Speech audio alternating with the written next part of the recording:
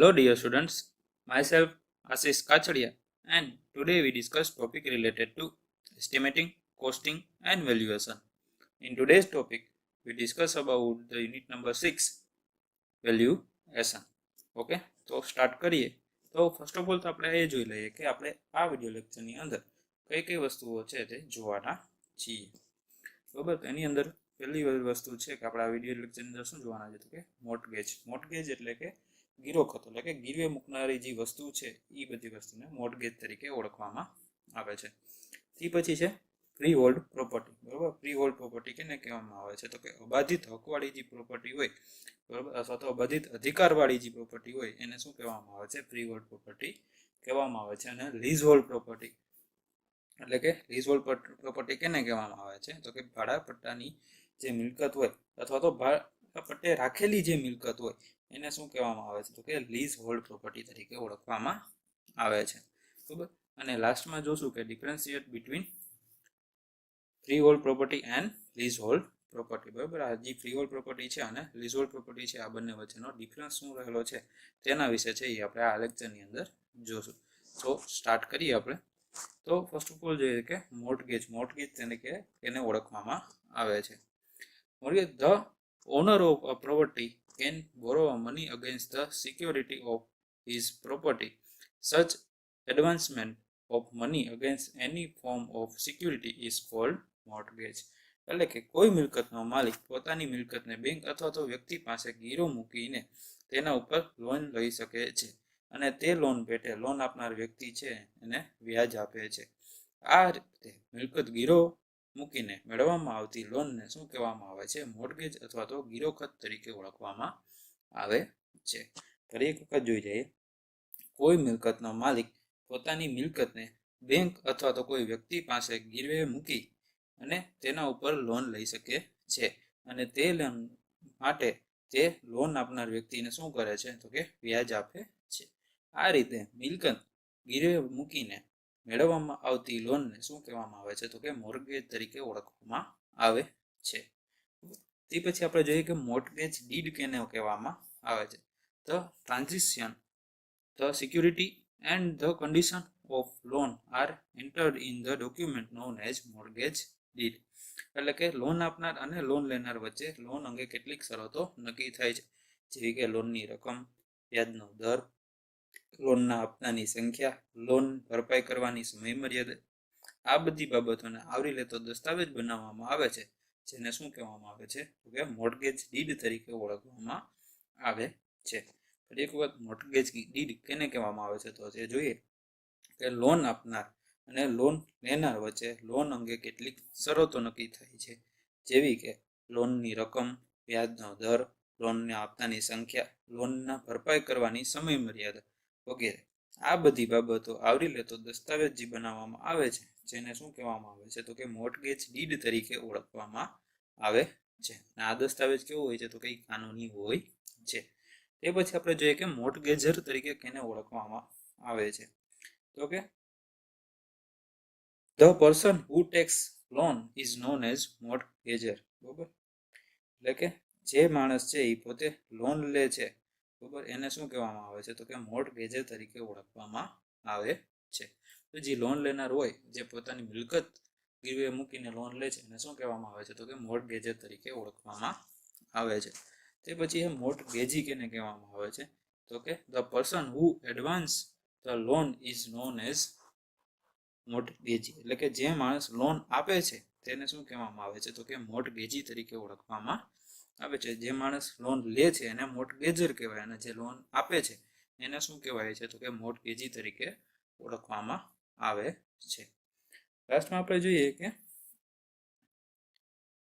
Equity of રિડેમ્પશન. બરોબર, શું છે તો કે when the loan is fully repaid together mortgager has got the right to free his property from the mortgagee and this is known as equity of redemption. બરોબર, એટલે કે શું કહે છે તો કે જ્યારે લોનની ભરપાઈ પૂરી થઈ જાય, વ્યાજ સહિત બધું જ ભરપાઈ પૂરી કરી દેવામાં આવે છે ત્યારે શું થાય છે કે મોર્ટગેજી જે છે, બરોબર, એને શું કરવાનું તો કે મોર્ટગેજરની પ્રોપર્ટી છે એ ફ્રી કરી દેવામાં આવે છે. અને આને શેના વડે ઓળખવામાં આવે છે તો કે ઇક્વિટી ઓફ રિડેમ્પશન તરીકે ઓળખવામાં આવે છે. બરાબર. આ સિવાય આપણે જોઈએ કે મિલકત જે ગીરવે મૂકનાર હજી પણ પોતાની મિલકત વચ્ચેનો હક ધરાવતો હોય છે. બરાબર. જે પોતે ગીરવે મૂકે એ પોતાની મિલકત વેચી શકે છે અને મિલકત તેના કબજામાં રહે છે. બરાબર. એ જેને લોન આપી છે મોર્ટગેજી, તો એના હકમાં કોઈ મિલકત વેચવાનો એનો સવાલ હોતો નથી. લોન વ્યાજ સાથે સંપૂર્ણ ભરવી ગયા બાદ તેનો માલિક પોતાની મિલકતનો કબજો પાછો મેળવી શકે છે, પરંતુ લોન લેનાર માણસ નક્કી કરેલ સમય મર્યાદામાં લોન ભરપાઈ ન કરે તો લોન છે એ આપનાર માણસ તેની પાસે ગીરવે મૂકેલી મિલકતને છે એ વેચી શકે છે. જો સમય મર્યાદા પૂરી થઈ જાય તે પછી છે એ મોર્ટગેજી છે એ શું કરે છે, તો પોતાની મિલકત છે એ વેચી અને ગીરવે મૂકેલી મિલકત જે છે એ વેચી અને પૈસાનું છે એ પાછા મેળવી શકે છે. બરાબર. નેક્સ્ટ આપણે જોઈએ કે ઇક્વિટેબલ મોર્ટગેજ. બરાબર. ઇક્વિટેબલ મોર્ટગેજ કેને કહેવાય? The money is advanced by depositing the title deeds of property with the mortgagee as a security for the repayment of loan and interest. It is known as equitable mortgage. એટલે કે જે પૈસા છે એ શું શરૂઆતમાં જ છે એ પ્રોવાઈડ કરી દેવામાં આવે છે. ક્યારે? તો કે જ્યારે આપણે ડીડ એટલે કે જે એનો દસ્તાવેજ છે એ તૈયાર થતા હોય ત્યારે જ છે એ સિક્યુરિટીના દોર ઉપર છે એટલે પૈસા છે એટલા જમા કરવાના હોય છે. ત્યારે શું કરવામાં આવે તો કે એ પૈસા છે એ પાછા આપી દેવાના હોય છે. બરાબર. એને શેના વડે ઓળખવામાં આવે છે તો કે ઇક્વિટેબલ તરીકે ઓળખવામાં આવે છે. બરોબર. નેક્સ્ટ આપણે જોઈએ કે the following point should be noted connection with mortgage. એટલે કે મોર્ટગેજને લગતી નીચેના બાબતો છે એ ધ્યાનમાં રાખવા જોઈએ. કયા કયા છે? તો ફર્સ્ટ ઓફ ઓલ છે તો કે અમાઉન્ટ ઓફ લોન, એટલે કે લોનની રકમ. લોનની રકમનો આધાર મિલકતની કેપિટલાઇઝ મૂલ્ય પર રહે છે. સામાન્ય રીતે છે મૂલ્યના 70 થી 80% જેટલી લોન છે એ મંજૂર કરવામાં આવે છે, પરંતુ આ મૂલ્યના 50 થી 60% રકમને સલામત લોન તરીકે ગણવામાં આવે છે. એ બાબતનું છે કે મિલકતમાંથી મળતી ચોખ્ખી આવક અને લોનના વ્યાજ તરીકે લેવા માટે પૂરતી હોવી જોઈએ. લોનની રકમ છે કઈ રીતે નક્કી કરવામાં આવે છે? તો કે ટોટલ અમાઉન્ટ જે છે બરાબર મિલકતનું એના 70 થી 80% છે જેટલી લોન મંજૂર કરવામાં આવે છે, પરંતુ 50 થી 60% જેટલી લોનની રકમને છે એ સલામત રકમ તરીકે ઓળખવામાં આવે છે. તે પછી છે ઇન્સ્યોરન્સ, એટલે કે વીમો. ગીરવે મૂકેલી મિલકતનો વીમો ઉતારવો જરૂરી છે. આ વીમો મોર્ટગેજી અથવા અને મોર્ટગેજર બંનેના નામે લેવામાં આવે છે. વીમાની પોલિસી મોર્ટગેજી પાસે રાખવામાં આવે છે, જ્યારે મોર્ટગેજર છે એ વીમાનું પ્રીમિયમ ભરે છે અને તેની રસીદ છે એ મોર્ટગેજીને બતાવે છે. બરાબર. વીમો છે એ શું હોય છે તો કે મિલકત આપણને કંઈ નુકસાન થાય તો એને આપણને એમાંથી જે નુકસાનીના છે એ પૈસા અથવા તેનું વળતર છે એ આપણને આપે. બરાબર.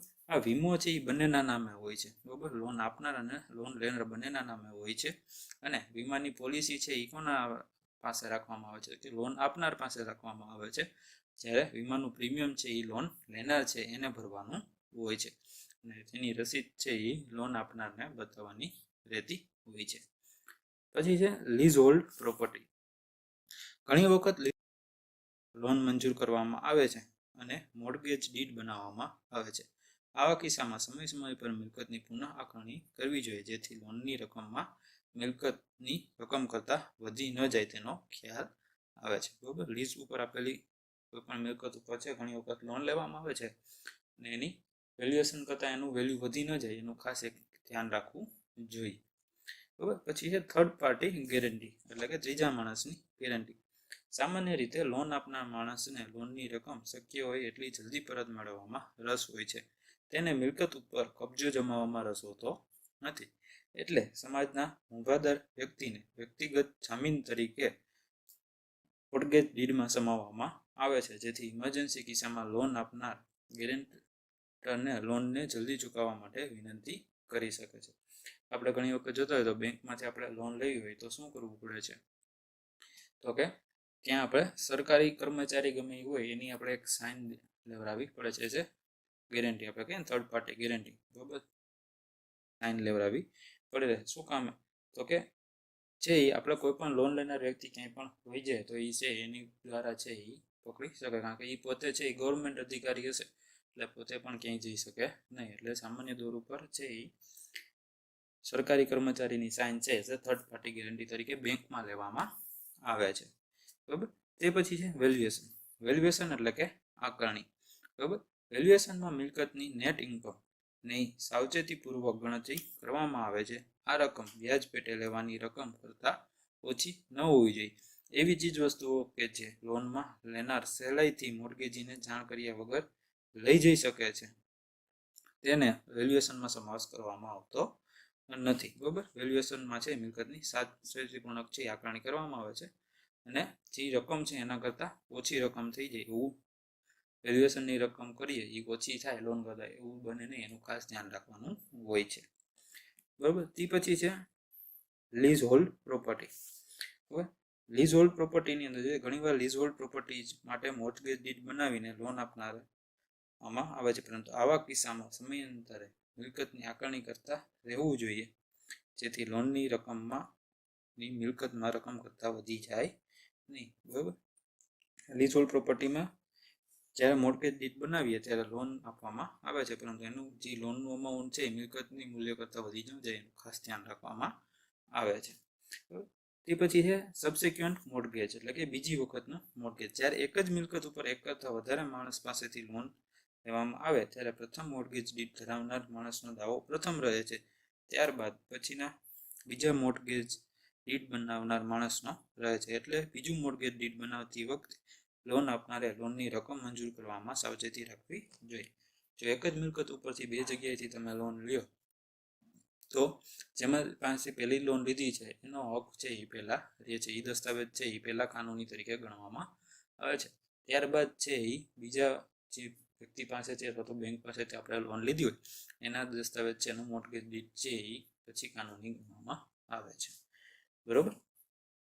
નેક્સ્ટ આપણે જોઈએ કે ફ્રી હોલ્ડ પ્રોપર્ટી. બરોબર. ફ્રી હોલ્ડ પ્રોપર્ટી એટલે કે અબાધિત અધિકારવાળી પ્રોપર્ટી એને કહેવામાં આવે છે. તો જોઈએ કે freehold property means that the owner is on absolute possession of the property. The freeholder can utilize the same in any manner he likes, is subject to the rule and regulations of the government and local authority. એટલે કે જે મિલકતની સંપૂર્ણ માલિકી મકાન માલિકની હોય અને મકાન માલિક સરકારી નિયમો અને કાનૂનોના આધારે ગમે તેમ કરી શકે તેવી મિલકતને અબાધિત હકવાળી અથવા તો અબાધિત અધિકારવાળી મિલકત અથવા તો એને ફ્રી હોલ્ડ પ્રોપર્ટી તરીકે ઓળખવામાં આવે છે. He may sell the property, divide it, develop it, or grant it on lease at his sweet will. એટલે કે આવી મિલકતને તે પોતે વાપરી શકે છે, ભાડે આપી શકે છે, વેચી શકે છે અને ગીરવે પણ મૂકી શકે છે અને એના વિલમાં પણ એ તેને જે કરવું એ કરી શકે છે. બરાબર. નેક્સ્ટ આપણે જોઈએ કે રસ્ટ્રિક્શન ફોર ફ્રી હોલ્ડ પ્રોપર્ટી એટલે કે ફ્રી હોલ્ડ પ્રોપર્ટીના બાદ અને અંકુશો એના ઉપર અંકુશો છે એ કયા કયા રહેલા છે. The statement that the owner of freehold property can do anything with his property only means that he can sell or develop or create less rent without the consent of other private person. એટલે કે freehold property નો માલિક મિલકતનો સંપૂર્ણ કબજેદાર હોય છે, એટલે તે પોતાની મિલકતને વેચી શકે છે, મિલકતનું ભાડું મેળવી શકે છે અને પોતાની ઈચ્છા મુજબ રાખી શકે છે અને મિલકતમાં સુધારા વધારા પણ કરી શકે છે. However, the powers of the freeholder are mainly restricted by the following two factors. એટલે કે આમ છતાં તેના પર નીચેના મુજબના બે અંકુશો છે એ લાગે છે. કયા કયા? તો law of land and right of other એટલે કે જમીનનો કાયદો અને બીજાના અધિકાર.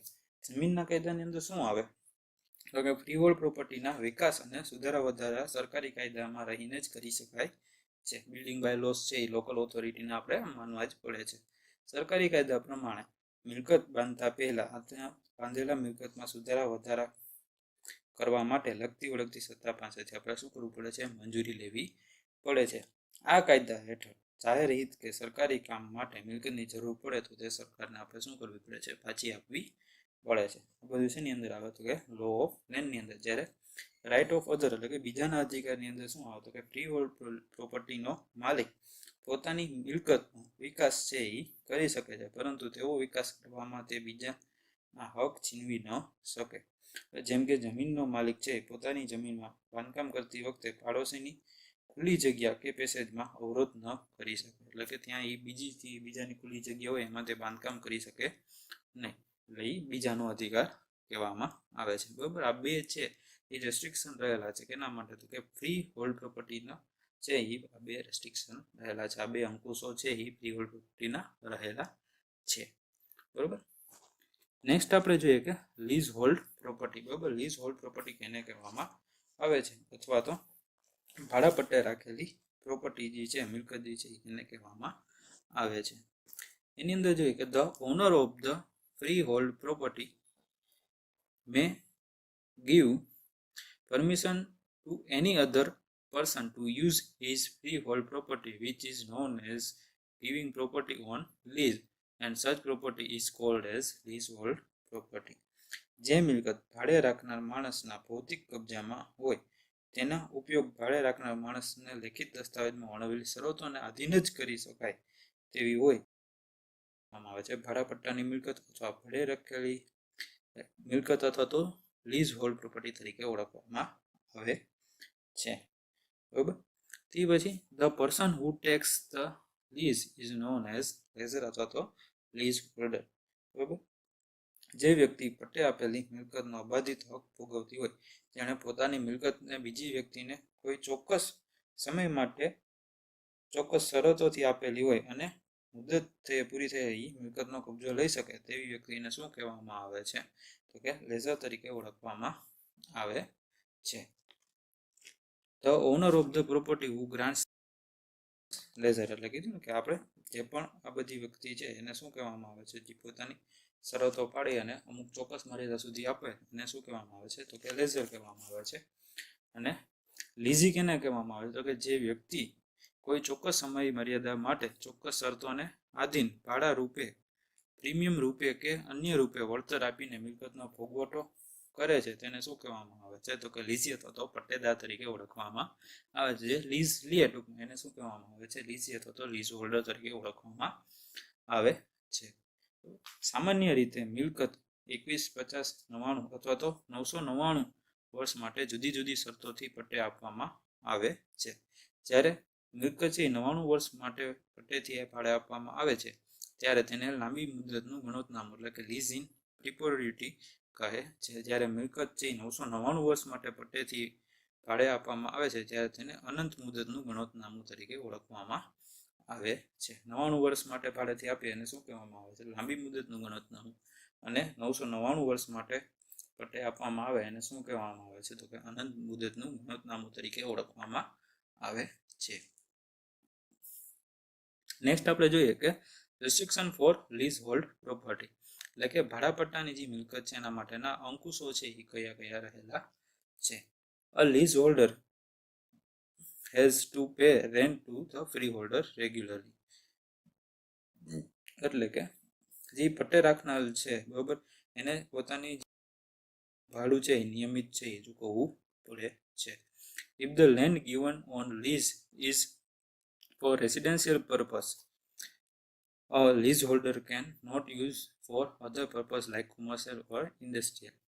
જો પટ્ટે આપેલી જમીનનો પ્લોટ છે રહેણાંકના બાંધકામના માટે કરવામાં આવતો હોય તો તેનો ઉપયોગ છે વ્યાપાર માટે કંઈ આપણે કરી શકતા નથી. He must use the lease property as a prudent man would use his own property. બરાબર. એટલે કે પટ્ટે રાખેલી જમીન પર કોઈ પણ પ્રકારની જે આપણે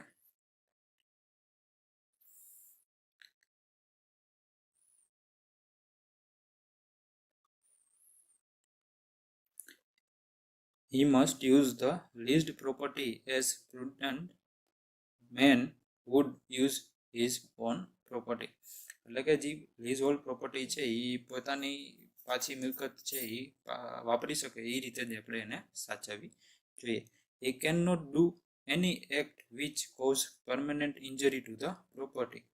એટલે કે મિલકતમાં એવા કોઈ સુધારા વધારા કરવા નહીં કે જે છે એ શું કહે લાંબા સમય સુધી છે એ મિલકતને નુકસાન પહોંચાડી શકે. એટલે કે મિલકતના સુધારા વધારા છે એ માલિકીની મંજૂરી વગર કરવા જોઈએ નહીં. He cannot make any modification in the property without the permission of the freeholder. એટલે કે મિલકતના સુધારા વધારા માલિક એટલે કે લેઝર જે છે બરાબર, જેની પ્રોપર્ટી છે પોતાની, એને મંજૂરી વગર કઈ કરી શકાતા નથી. He has to maintain the property in good condition at his own cost. બરાબર, જે મિલકત છે એને પોતાના ખર્ચે છે એને સારી કન્ડિશનમાં છે એ સાચવીને રાખવાની હોય છે. He has to surrender the property to the freeholder as soon as the lease period is covered. એટલે કે જેમ લીઝ પીરિયડ પૂરો થાય તેમ છે એટલે કે લીઝ પીરિયડ પૂરો થઈ જાય એ પહેલા છે એ મિલકતની છે એને લેઝર જે છે જેને તમને જમીન અથવા તો મિલકત છે લીઝ ઉપર આપ્યું એને પછી સોંપી દેવામાં આવે છે. Successor of the lease holder have no rights to the property. બરાબર, એટલે કે લીઝ હોલ્ડર જે છે જેને લીઝ ઉપર જમીન લીધી છે એનો કોઈ પણ જાતનો છે એના ઉપર હક લાગતો નથી. બરોબર, આ બધા શું હતા તો કે રેસ્ટ્રિક્શન ફોર લીઝ હોલ્ડર હતા. જો એ પાછા એકવાર જોઈએ, જો પટ્ટે આપેલી જમીનનો પ્લોટ રહેણાંક બાંધકામ માટે જ થતો હોય તેનો ઉપયોગ છે વેપાર કરી શકતા નથી. મિલકતની જાળવણી તેનો ઉપયોગ છે કરનાર પોતાના ખર્ચે કરવાનો રહેશે, જેનો ઉલ્લેખ છે પટ્ટે આપવાની શરતોમાં કરેલો હોય છે. પટ્ટે રાખેલી જમીનમાં કોઈ પણ પ્રકારની જાહેરાત કે સાઇનબોર્ડ મુકાઈ શકાતા નથી. મિલકતમાં સુધારા વધારા છે એ માલિકીની મંજૂરી વિના થઈ શકતા નથી. જમીનનું ભાડું છે નિયમિત રીતે ચૂકવવું પડે છે. જો પટ્ટે રાખેલી જમીન ફરજિયાત ખુલ્લા રાખવાના ભાગમાં કોઈ પણ પ્રકારનું બાંધકામ કરી શકાતું નથી. જાહેર હિત કે સરકારી કામ માટે જરૂર પડતા લીઝ પીરિયડ પહેલા મિલકતને છે એ સોંપી દેવી પડે છે. બરોબર, હવે નેક્સ્ટ આપણે જોઈએ કે differentiate between freehold property and lease hold property. So a freehold owner of his property એટલે કે ફ્રી હોલ્ડર જે છે એ મિલકતનો પોતાના સંપૂર્ણ કબજેદાર હોય છે, જ્યારે a lease holder possesses the occupation right for the specific period of duration and after that has no longer any right of the property. એટલે કે લીઝ હોલ્ડર છે એ કોઈ ચોક્કસ સમયગાળા માટે ચોક્કસ શરતોને આધીન જ છે એ મિલકતનો ભોગવટો છે એ કરી શકે, એટલે મિલકત છે એ પોતાની દર્શાવી શકે છે. A freeholder require any payment in the nature of rent. એટલે કે ફ્રી હોલ્ડરે પોતાની મિલકત માટે કોઈ પણ જાતનું ભાડું ચૂકવવું પડતું નથી. A lease holder requires to pay periodic payment regularly to the hold the possession of the property. એટલે કે લીઝ હોલ્ડરે મિલકતનો ઉપયોગ કરવા બદલ તેના મૂળ માલિકને શું કરવું પડે છે કે ભાડું ચૂકવવું પડે છે. A freeholder render lease develop the property without consent of any other private person. એટલે કે આવી મિલકતનો માલિક પોતાની મિલકતને વેચી શકે છે, ભાડે આપી શકે છે કે ગીરવે મૂકી શકે છે. Lease holder can not sell the property and he can not lease the property. એટલે કે આવી મિલકતને ભાડા પટ્ટે ભોગવનાર વ્યક્તિ વેચી કે ગીરવે મૂકી શકતો નથી. તે પછી આગળ આપણે જોઈએ કે the property can be developed within the municipal law. એટલે કે આવી મિલકતનો વિકાસ છે એ કાયદાની મર્યાદામાં રહીને કરી શકાય છે. A leaseholder cannot develop the property without consent of the owner of the property. એટલે કે મિલકતનો માલિકની મંજૂરી વિના મિલકતનો વિકાસ કે સુધારા વધારા છે એ પોતાના ખર્ચે પણ કરી શકતો નથી. બરાબર, this is a permanent property of the freeholder and his successor. એટલે કે આવી મિલકત ઉપર ફ્રી હોલ્ડરના વારસદારો ઉપર હક હોય છે, જ્યારે successor of the lease holder have no rights of the property. એટલે કે મિલકતનો કબજો લીઝ પીરિયડ પૂરો થતા વારસદારનો હક હોતો નથી, એ પહેલા મૂળ માલિકને દઈ દેવામાં આવે છે. If the property is required for public interest or government work, the government has to accept that amount and hand over the property to the government. એટલે કે જાહેર હિત કે સરકારી કામ માટે મિલકતની જરૂર પડતા સરકાર ઠરાવે તે રકમ સ્વીકારી અને મિલકત છે સરકારને સોંપી દેવી પડે છે. This is an ownership of the possession against a payment and terminate as soon as possible as lease period is over. જાહેર હિત કે સરકારી કામ માટે જરૂર પડતા લીઝ પીરિયડ પૂરો થતા પહેલા મિલકતને છે એ પરત સોંપી દેવી પડે છે. લીઝ પીરિયડ પૂરો થાય પહેલા આપણે એને આપી દેવી પડે છે. તે પછી અ free holder's interest is the lease rent and to resign the possession over his property after lease period is over, because as per a rent control act, region of possession has become difficult. Okay, free holder મિલકતની પાછળથી વધારે ભાડું મેળવવાનું તેમજ ભાડા પટ્ટા માટેનો સમયગાળો પૂરો થતાં મિલકતને ફરી કબજો મેળવવાનો હોય છે, કારણ કે રેન્ટ કંટ્રોલ એક્ટના કારણે જે લીઝ હોલ્ડર પાસેથી મિલકતનો કબજો મેળવવાનો મુશ્કેલ બની ગયું છે. His interest in the property may have some value in that it confers a right on him to occupy the property and may enable him to claim a new lease or to continue his possession at the end of his term under the registration. એટલે કે lease holder છે મિલકત પર વધારે નફો મેળવે તેવું તેઓને હિત હોય છે. આ ઉપરાંત લીઝનો ગાળો પૂર્ણ થઈ ગયા પછી મિલકત પરથી પોતાનો કબજો છે એ ચાલુ રહે તેવું તેનું હિત હોય છે. બરાબર, આપણે શું જોયું તો કે ફ્રીહોલ્ડ પ્રોપર્ટી અને લીઝ હોલ્ડ પ્રોપર્ટી વચ્ચેનો આપણે ડિફરન્સ જોયું. ઓકે, તો આપણે આ વિડીયો લેક્ચરની અંદર મોર્ટગેજ કેને કહેવામાં આવે છે, તે પછી ફ્રીહોલ્ડ પ્રોપર્ટી, લીઝ હોલ્ડ પ્રોપર્ટી વિશે જાણ્યું અને ફ્રીહોલ્ડ પ્રોપર્ટી અને લીઝ હોલ્ડ પ્રોપર્ટીના અંકુશો જે રહેલા છે તેના વિશે જોયું અને એના પછી આપણે ફ્રીહોલ્ડ પ્રોપર્ટી અને લીઝ હોલ્ડ પ્રોપર્ટી વચ્ચેનો ડિફરન્સ જે રહેલો છે તેના વિશે આપણે જોયું. Okay, thank you.